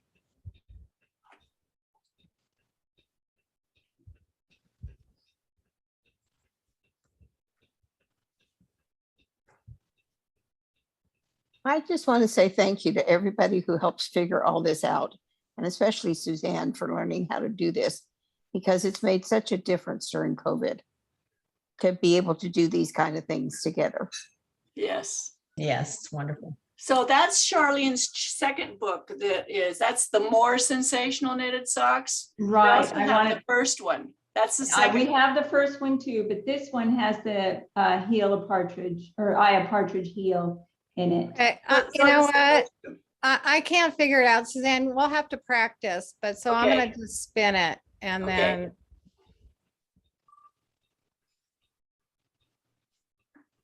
Okay, it's spinning. And Renee came up on the spinning wheel. I'll take a picture of it. Okay. Congrats, Renee. Congratulations, says- Renee. Congratulations, Renee. Yes, Okay, now, Judy, can you make me the host back? Because I'm no longer the host. Okay, oh God, now Because I how want do to I share do Claire. that? Okay, how do I make you the host? Go to me, and at the top right corner, there's 3 little dots. Click on that. Oh, make host. Yes. Okay. There, now you're the host. Okay, you'll have to show me. We'll have to practice that. Okay, so Sorry, you Claire, hold up Charlene Church's. We have both the books. Okay, yeah, we have both of these books, and they're both available as well as everything behind me. But the more sensational stitches is the one that has the eye of partridge in it. No, so does the first one. It does, it wasn't in Yes. the index. Yes, it's in there. It's the green sock with the multicolored second yarn. Oh, maybe it's because this one doesn't have an index. No. It's in there. All right, it's in both. Woo, that means Yes. 2 people can check out a book and get. Yeah. And see all those socks, those books behind Claire? Those are all in our guild library. And you can give those out. I love the knitting vintage socks, Claire. Yeah, that's the one by Nancy Bush. Yes. Yep. Those are all good books. And there's Okay. also the 2 at a time socks. If you need to figure out how to use the magic loop, we've got 2 copies of this as well. Excellent. All righty. Thank you, Claire. Anybody have any comments, anything they want to talk about, anything they want to add? Thank you. Thank you. You're welcome. Even though I didn't do my homework to participate, I think maybe that's what Demetria was trying to express, is that it's you have a little more involvement when the teacher tells you, okay, do homework and then do this along with me. Right. Exactly. I miss those. So feedback is welcome. If you do watch the replay on YouTube and you want to leave feedback, go ahead and do that. Because we know like 50 people watched the previous one. 2 people gave it a thumbs up. No one left a comment. And it makes me feel like, okay, I did all that effort to put it up there and share it with the guild and nobody appreciates it. Well, do you know what I mean? I don't think it's that we don't appreciate it.